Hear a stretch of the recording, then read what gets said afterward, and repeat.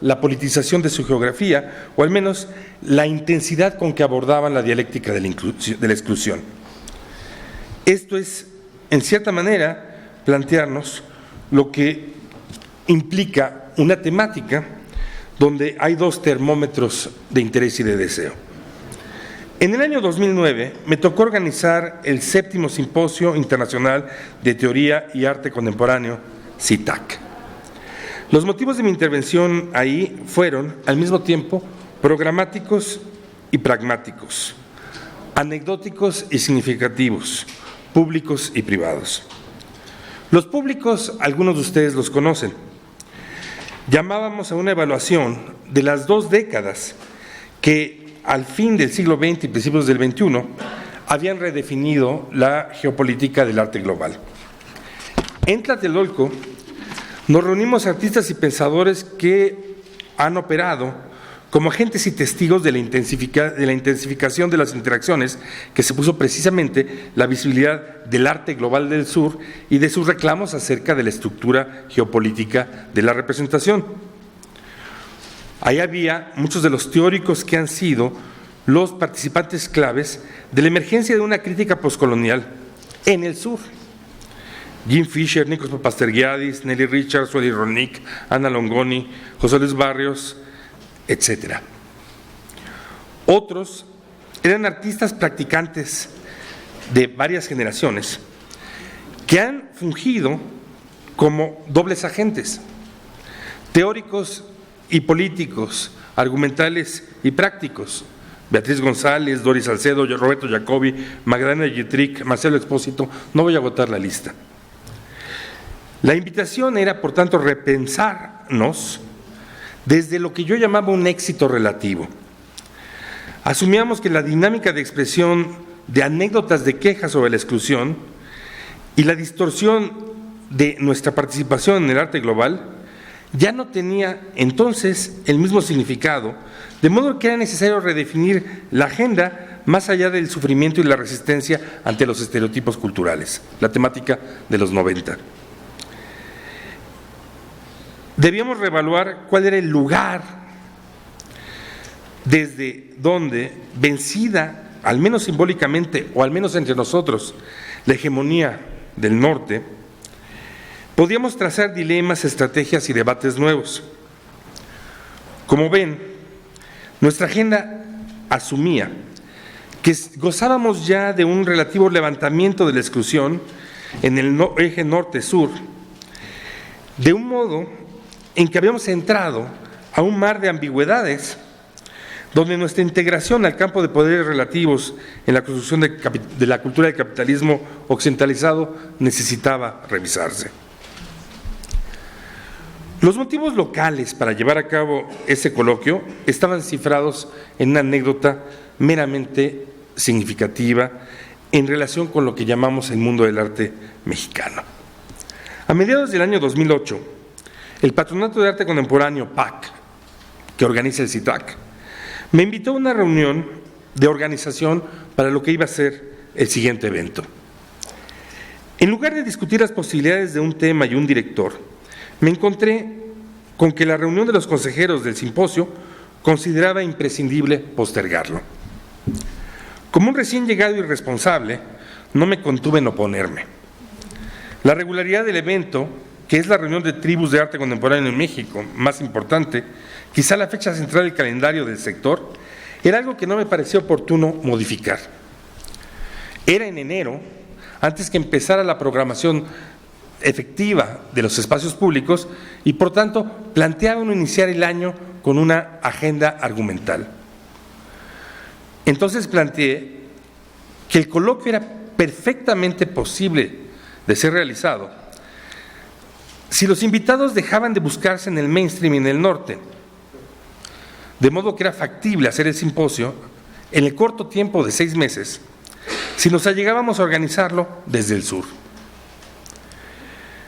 Me planteaba, por problemático que esto ha llegado a ser en relación con mi relación con algunos colegas, esa intervención como una corrección, un gesto que señalara en la práctica el circuito globalizado artístico de la Ciudad de México la necesidad y el fruto posible de redirigir la geografía de la contemporaneidad fuera de la restitución de ligas con las antiguas metrópolis, en favor de una activación de las transacciones y referencias sureñas.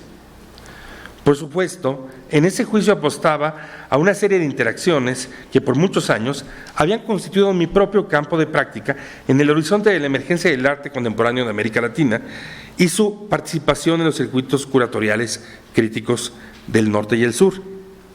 Mis colegas, con malicia, me retaron ahí mismo entonces a llevarlo a cabo. Este año en que el CITAC, por otras razones muy diversas, ha sido efectivamente postergado, no puedo más que pensar que hace apenas 5 años el cambio de orientación era al mismo tiempo una posibilidad categórica y práctica, relevante y excitante, enérgica e impulsiva. Todos esos son, por supuesto, adjetivos que operan como marcas del deseo. Acudimos entonces, y aquí, y ahora, bajo la premisa compartida de que la geografía es siempre un diagrama de poderes, dominios, flujos y operaciones. El campo de batalla, el tablero de juego, el circuito de comercio, el área de influencia, las zonas de cuarentena, los abismos y las supercarreteras, toda esa artillería mental, visual y motriz es la red de superficies del pensamiento y su transliteración en las relaciones de dominación, reconocimiento, absorción y ninguneo entre sujetos. Lo que se convoca en las nociones de arriba, abajo, atrás, adelante y a través no es el imaginario de un espacio neutro, inmesurable, vacío, que enfrenta un cuerpo comprimido y aislado, sino el entrecruzamiento de jerarquías, desbordamientos, ambiciones e ilusiones, de cercas, fronteras, túneles, vías, trincheras y orificios, que se manifiestan entre sujetos, colectividades, espíritus y cuerpos, hablantes y fantasmas, siempre, sobre todo, entre. Todos sabemos que las injusticias tienen la forma de que antes de hablar y caminar, estamos plantados ya en el bosque de símbolos del lenguaje y la economía, la disparidad de ocurrencias sardónicas del destino que es la geopolítica. Aquí estamos, inscritos en nombres, sitios, naciones, colores, profesiones, fijezas e identidades. Aquí, tú, allá, él, ellos, en el centro, en un laberinto de distribuciones y roles, el tú, el yo, el ahí y el hasta aquí, y nosotros en ninguna parte. En 2009 me tocó titular el 7º CITAC bajo un llamado insistente: sur, sur, sur, sur. 4 veces, para que quedara claro que cubría los 4 puntos cardinales. No solo nos robábamos, como maliciosamente comentó en un email nuestro amigo, el artista Roberto Jacobi, un título genial que inventó hace tiempo Victorio Campo. Más conscientemente nos apropiábamos del uso de la repetición por la que Oswald de Andrade transformó el a rose is a rose is a rose de Gertrude Stein en la gramática vanguardista de roteiros, roteiros, roteiros, roteiros, roteiros, rutas, rutas, rutas, rutas, rutas, del Manifiesto Antropófago de 1931. Apostábamos a hacernos cargo menos de un diagnóstico que de un imperativo. Entre las ventajas que tiene el sur, en medio de sus muchas desventajas, está el refutar a cada paso el corset de la representación-simplificación para hacerse manifiesto a cada tanto en la forma de irrupción, el falso mimetismo o la fractura práctica y discursiva. Este es un no lugar presidido, también prendido, por motivos como el deseo y el escape, no anhelante, sí deseante, no es un sitio, es un motivo. Escucharlos esta mañana remotamente, mientras daba de desayunar a mi hija, lavaba trastos y reformaba esta ponencia, me hizo pensar en lo extravagante de hablar del sur, regresando al catálogo de autores y referentes del norte. Quiero atajar, no sin dolor, la expectativa de hacer del sur un poder sustancial, un territorio, un frente, un sujeto. Es imposible no transitar el vocabulario de la dependencia y la crítica de la colonialidad sin levantar aquí y ahí, en el polvo, la sombra de reconstruir el proyecto. En medio de argumentos generalizadores y esperanzadores, acerca de revivir el propósito emancipador latinoamericanista. El lugar de riesgo del sur es la facilidad con que convoca zonas de ingenuidad opositora. La forma en que reformula conceptos como los de la cultura comprometida y la organicidad frente a un supuesto proyecto sur para definir nuestra intervención. Me parece evidente, creo que muchos de nosotros lo sabemos, que en los siguientes años, al menos en la forma de una melcocha sentimental, otras veces en forma de pedradas, veremos resurgir una especie de afección de izquierda sin registro autocrítico. No queda más que prepararnos. Ese espectro puede manifestarse en muchas formas. En eso no quiero participar. El núcleo de nuestra operación está, quizá, en y hacia otra parte.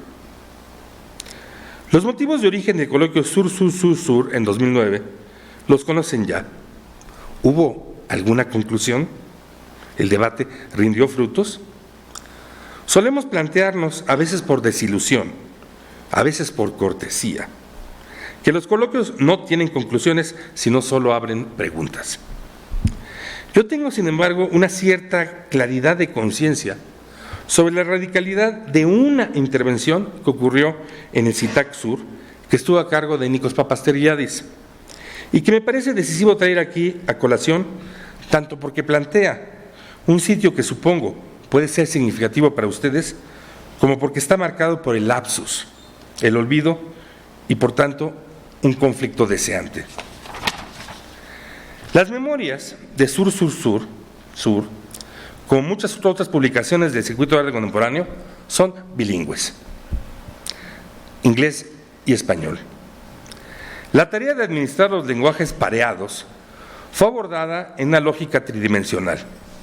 La diseñadora Cristina Paoli organizó el libro en una división que empezaba cada lengua en tapas opuestas, sur y south, lo que coincide en un abismo de poesía concreta en el borde al centro del libro. En esta doble cascada, por supuesto, hay un par de párrafos que, entre traductores y editores, logramos que faltaran en la edición española. En efecto, si revisan las páginas 70 y 71 de la sección en inglés y 72 y 73 de la versión en español, ustedes podrán encontrar transcrito un debate entre Jim Fisher, Nelly Richard y Nikos Papasteriadis, moderado por José Luis Barrios, en donde se toca el tema del Estado y su caducidad como dispositivo emancipatorio. El punto culminante de la discusión, sin embargo, quedó suprimido de la versión en español de nuestra publicación. Este fue el logro editorial de ese lapsus.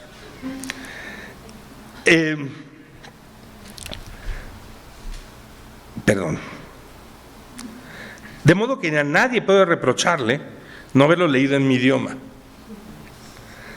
Como se imaginarán, he rastreado el documento para hallar el origen de la falta. Es exactamente que el traductor, por falta de tiempo, envió la traducción de ese debate en dos partes y exactamente en el punto donde se juntan las dos, caen dos párrafos que quedaron fuera en la costura de la traducción. Ahí los tienen. Aún así, es el párrafo que me ardía en la cabeza cuando terminamos el evento y todavía en la mañana siguiente cuando me bañaba y rasuraba. Lo traigo aquí, bajo la sospecha de que sus términos pueden serles relevantes. Ahí, en el escolio perdido del CITAC 7, Nikos Papasteriadis hizo un apunte importantísimo. Es la respuesta a la pregunta que su propio texto había abierto, hablo de su propia ponencia, había abierto. ¿Qué es o puede ser el sur? Corresponde a la pregunta de dónde es que podemos nosotros encontrarnos. Me permito traducir por entero el párrafo para restaurar retroactivamente la falla y así también subrayarla. Es prioritario buscar una alternativa entre por el Estado o fuera del Estado. Yo sé que los griegos, apunto, Nikos es un australiano de origen griego, yo sé que los griegos se equivocaron en muchos lugares, o muchos puntos. Pero hay algo que ellos, y particularmente los estoicos, pensaron y está relacionado con el cosmopolitismo. Los estoicos fueron así designados porque el espacio donde se encontraban, la llamada stoa, que era una especie de sección doméstica de la polis, es decir, el Estado. La stoa o porche estaba localizada precisamente entre la casa y la calle, entre el oikos y la ciudad. Es un lugar de movimiento, de transición, un lugar donde uno pasa a través, y ciertamente la mayoría de los estoicos eran migrantes. Se habían mudado de lado a lado. Se fue la proyección. ¿Algo pasó? Otra. Esto ya suena a censura.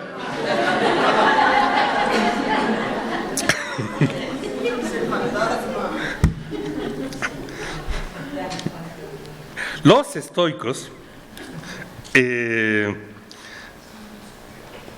eran migrantes, se habían mudado de lado a lado, haciendo constantes comparaciones cada vez que se mudaban.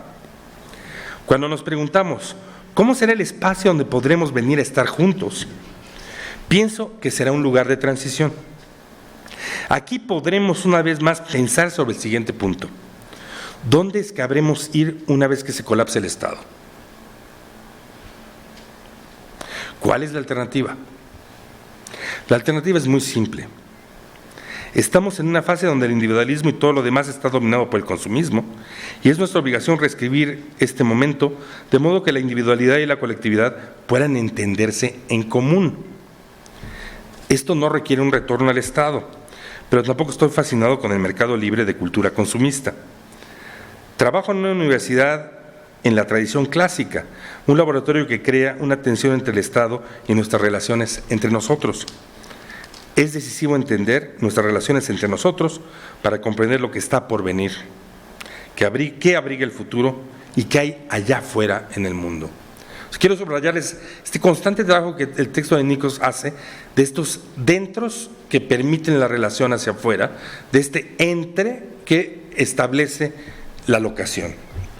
En fin, el sur, en efecto, es un lugar tan inaprehensible como no construible. No es el espacio de contrahegemonía al poder nórdico occidental, noratlántico, francés, americano y romano católico.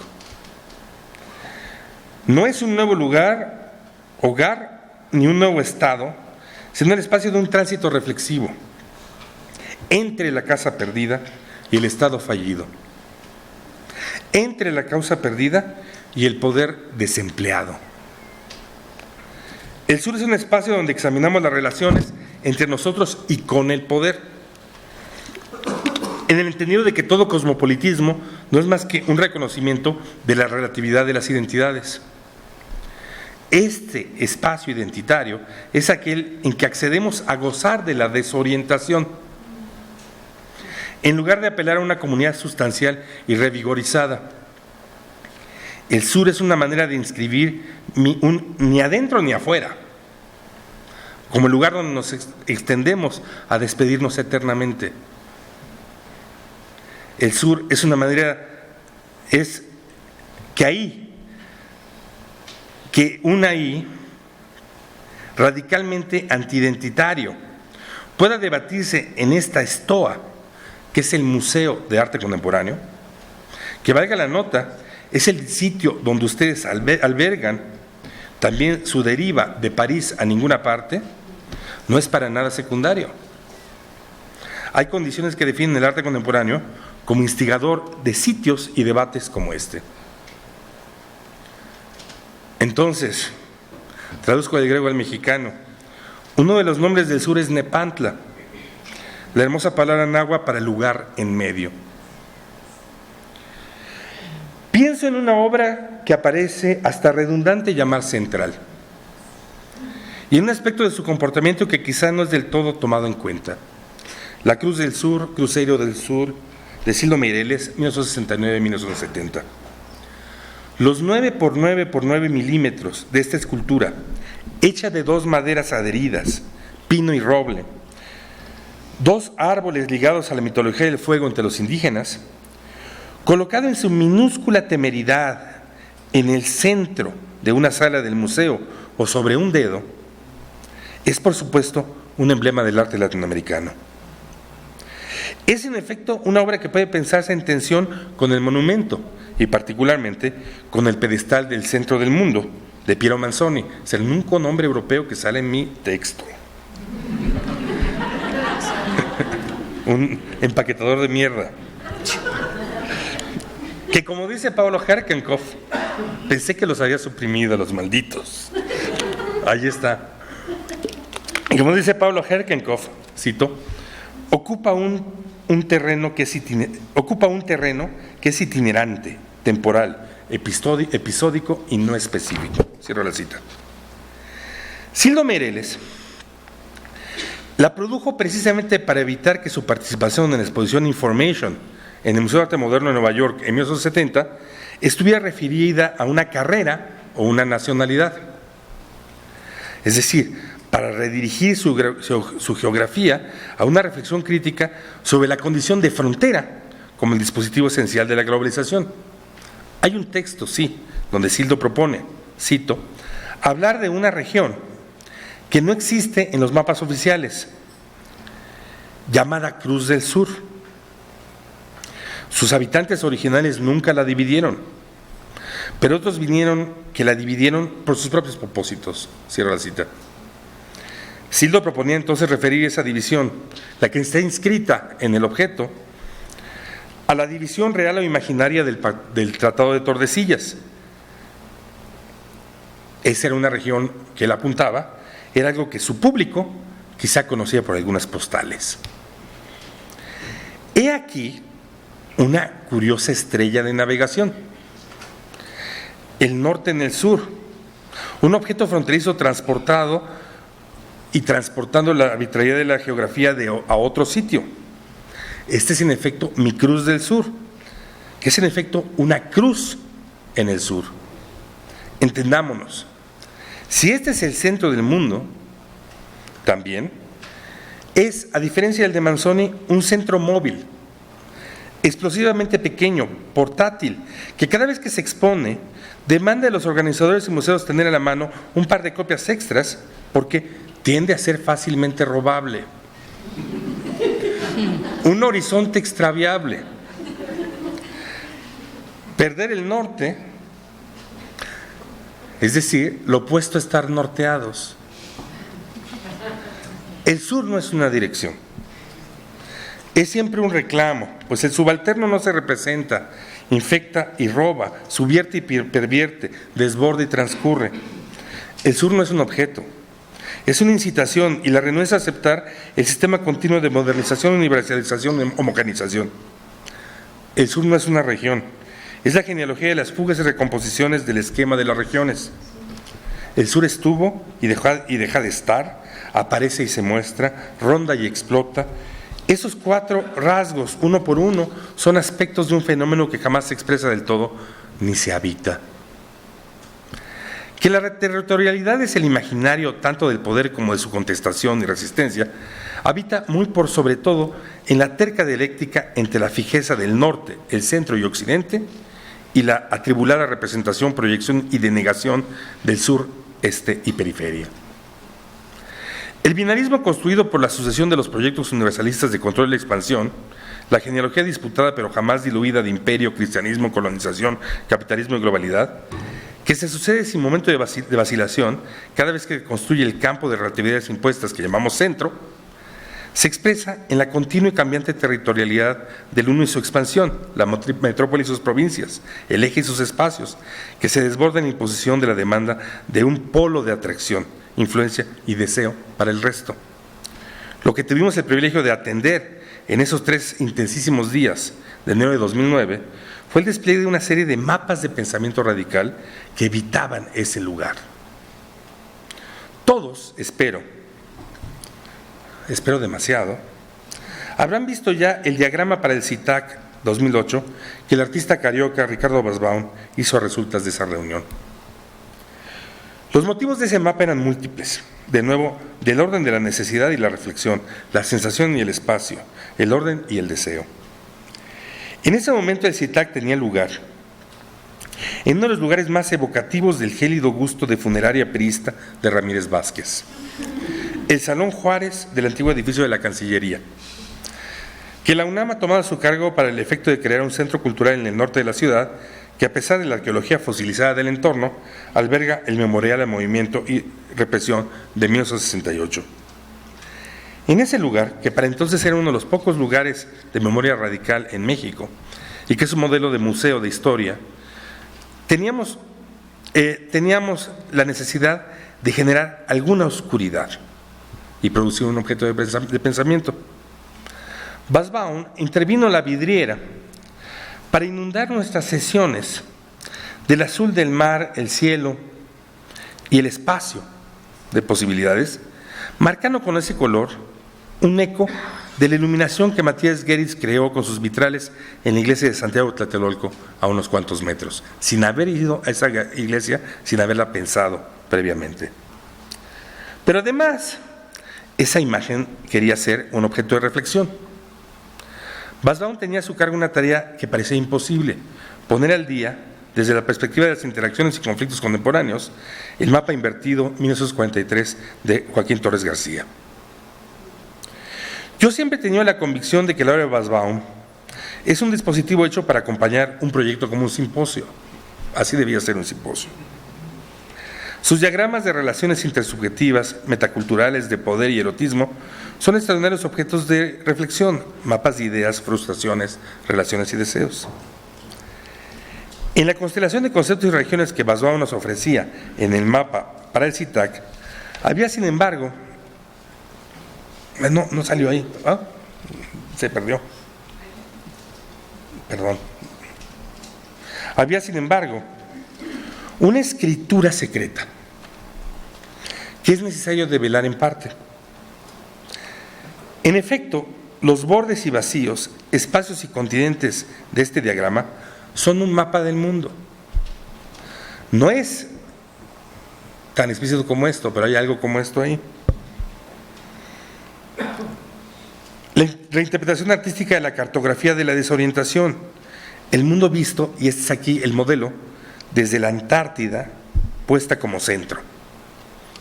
Si se fijan, enfoquen Sudamérica para que puedan notarlo.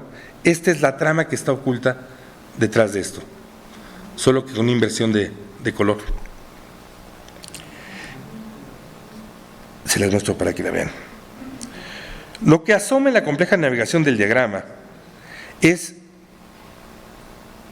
que la inversión del mapa ya no constituye, como quería Torres García, nuestro norte en el sur, nuestra metrópolis sur, es decir, un descentramiento efectivo. La asunción de las posibilidades de sostener las rutas, puentes, complejas tramas de la periferia aparece aquí sin la fantasmagoría de la búsqueda de ningún nuevo norte. Yo lo interpreto como un mapa de una afortunada pérdida de las direcciones. El mapa donde la suposición de que se podía restituir al norte como sur puede ser apartada para asumir una serie de recorridos sin dirección obligatoria. En su ponencia, de hecho, Basbaum clarificó enormemente esta espacialidad y su agencia. Lo cito: no estamos en ninguna región de la cartografía fácilmente identificable. No se sabe claramente lo que es mar y tierra, o si la región asignada se sitúa en algún planeta identificable. Se supone que estamos en la Tierra. ¿Pero qué lugar es este? Se trata de una ubicación que quiere demarcar, intervenir. Puede ser una isla, puede ser un continente. Los elementos cartográficos son sustituidos por palabras y algunos pocos signos gráficos. El traslado es a favor de una problemática. Como indica la letra X, grande sobre el mapa, y ahí están puestas varias incógnitas, las X de los problemas de las preguntas, Percibir las dinámicas existentes es querer estar en medio de ellas en algún torbellino, más no de modo cacofónico, en forma de encuentros desencontrados, meros entrechoques, pero sí de un modo polirrítmico. Donde hay ritmo, algo se convierte en público. Hay política, política de tambores. No podemos constituir el sur, pero tampoco quizá queremos. De momento es ya extraordinario que podamos experimentar la pérdida del norte. A riesgo de ser eminentemente un crítico de arte de fines del siglo XX y principios del XXI, me toca hacer la defensa de la desilusión con goce. Retorno al sur. Déjeme convocar finalmente un relato, introducir precisamente una presencia desorientadora. Antes, durante y ahora, como preparó el CITAC de 2009, yo tenía en mente una referencia privada. Esto es algo que suelo hacer, acompañar un proyecto con un referente que no tiene una conexión tan evidente y ponerlo en comparativa en algún punto. Intenté hacer pública esa referencia del sur en la inauguración del simposio en enero de 2009, pero me obligó a suprimirlo el retraso de un cierto funcionario cultural sureño que me obligó en un cierto punto a inaugurar el evento sin esperarlo. Y como ustedes pueden esperar, eso no dejó de tener consecuencias. Si yo les contara lo que los cuento, lo que no conté, lo que Manuel Hernández pedía que releyera, sin que entonces yo lo hubiera leído. Es mi relato alternativo de qué clase de transacciones esperaría de ir hacia el sur. En 1959, Tété Michel Comiace, un joven mina nacido en Togo, fue mordido por una serpiente mientras cosechaba cocos en el tope de una palmera.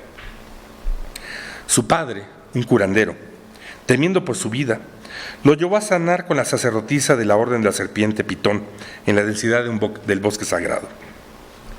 La sacerdotisa, tras un rito aterrador, dictaminó que el joven debía iniciarse en la Orden de los Pitones. Tété Michel Comiace odiaba las serpientes. A fin de escapar de su destino, emprendió la más extraordinaria de las aventuras. En una modesta librería evangélica en su aldea, Tété Michel dio con un libro sobre los esquimales. Y al leerlo se topó con la imagen fantástica de un mundo sin árboles, eternamente cubierto de hielo y nieve, donde los habitantes comían pescado y carne de foca cruda.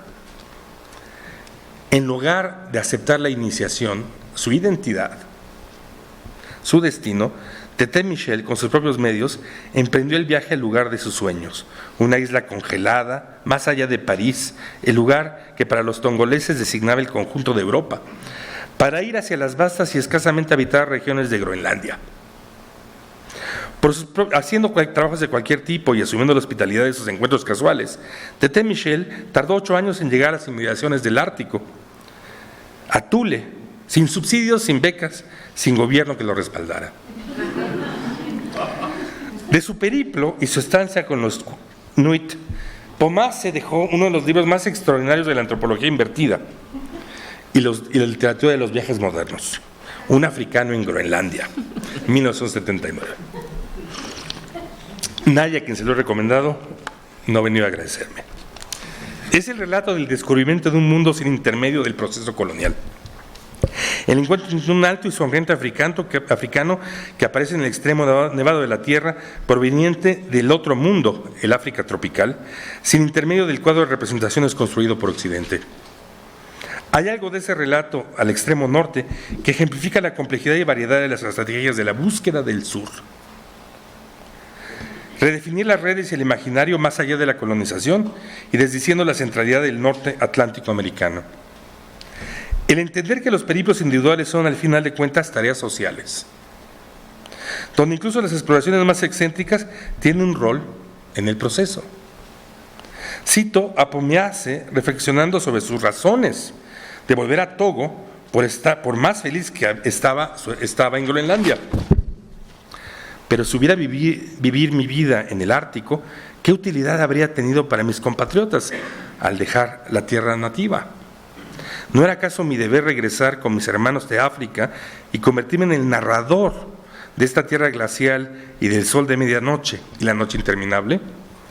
Tras la degradación de la colonización y la lucha por la independencia, ¿no era acaso la tarea de los educadores abrir su continente a horizontes frescos?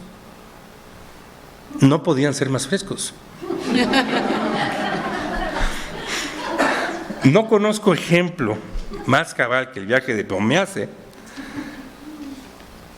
al principio, que involucra la aventura cultural antropófaga de Andrade, que postula en el manifiesto: solo me interesa lo que no es mío. Solo me interesa, si puedo al regresar, narrarlo a los que me dicen suyo. Es este flujo donde nos hacemos otros con los otros, donde ocurre el potencial del sur, como un horizonte radicalmente anti-identitario, que está involucrado de modo definitivo en recorrer estas obras y relatos de geografías no subsumibles, donde nos damos a la experiencia de perder el supuesto norte. Gracias.